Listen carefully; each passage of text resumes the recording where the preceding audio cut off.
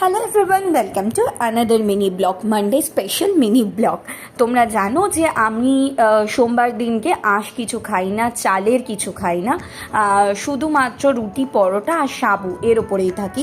তো এটা ছিল আমার দুপুরের লাঞ্চ। সাবু, আঙুর, একটুখানি খেজুর, কিশমিশ আমার ভীষণ ফেভারিট, আর তার মধ্যে বাতাসা দিয়ে একটা দারুণ একটা জিনিস আমার খুব ভালো লাগে। আর রাতের জন্য ডিনারে ছিল ছানা কষা।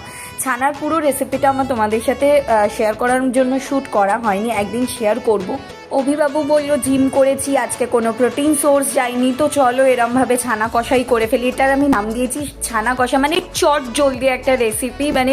মা এরম চট জলদি রেসিপি দারুণ বানায়, কারণ আমরা প্রচণ্ড এরকম চটকা জিনিস খেতে ভালোবাসি। কাঁচা বাদাম আর টমেটো পেস্ট করে এই গ্রেভিটা বানানো, অসাধারণ টেস্ট হয়েছিল। আর এখানে আলু পটলের তরকারি কষা কাকিমা করেছিল। আজকে রাতের এটাই ডিনার। আজকের মতো এইটুকু, দেখাবে নেক্সট ব্লগে। টাটা।